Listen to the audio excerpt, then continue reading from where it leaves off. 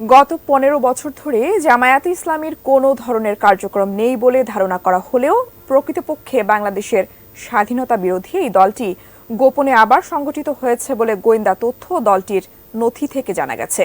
জামায়াতের সক্রিয় হওয়ার পেছনে শক্তি কারা? বিস্তারিত সাইমুম প্রভার প্রতিবেদনে।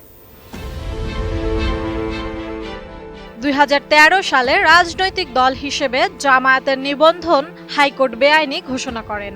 এই রায়ের ভিত্তিতে নির্বাচন কমিশন ২০১৮ সালের অক্টোবরে জামায়াতের নিবন্ধন বাতিল করে।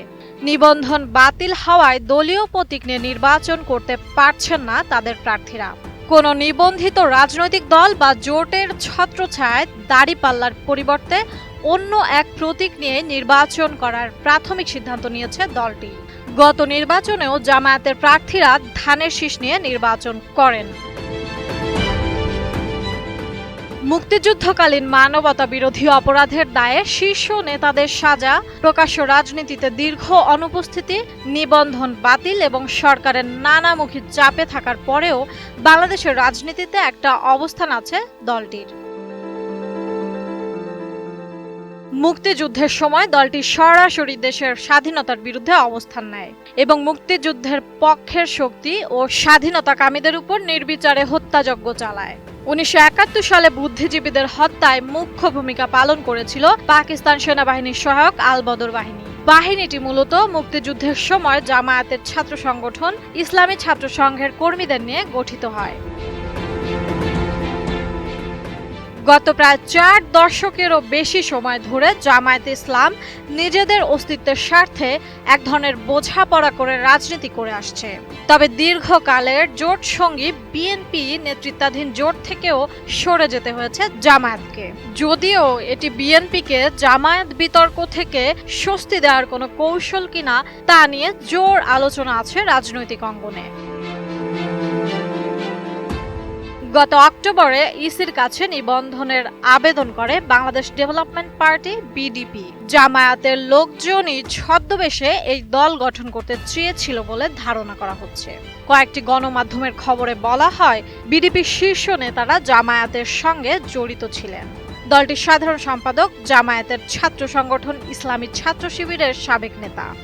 এর আগে জামায়াতের কয়েকজন সাবেক নেতার প্রতিষ্ঠিত আমার বাংলাদেশ পার্টিও রাজনৈতিক দল হিসেবে নিবন্ধনের জন্য আবেদন করেছিল। তবে শেষ পর্যন্ত বিডিপি বা আমার দেশ কাউকেই নিবন্ধন দেওয়া হয়নি।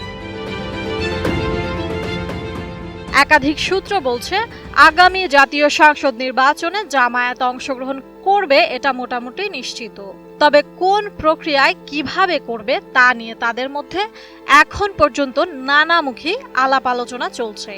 এ প্রক্রিয়ার অংশ হিসেবে জামায়াতে ইসলামী ১ ডজন ইসলামী দলকে ঐক্যবদ্ধ করার উদ্যোগ নিয়েছে।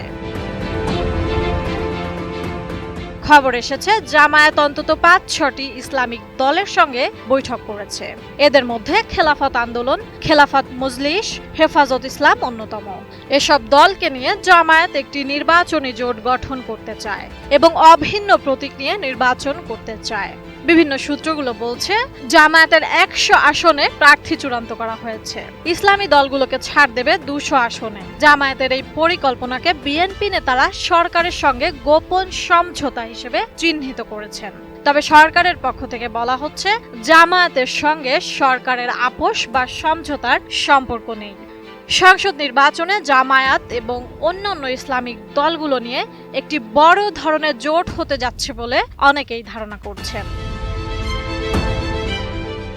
প্রার্থী বাছাইয়ের সময় জামায়াত বিভিন্ন পেশায় থাকা ব্যক্তিদের গুরুত্ব দিয়েছে, যেমন ব্যবসায়ী, চিকিৎসক, প্রকৌশলী, আইনজীবী ও সাবেক আমলা।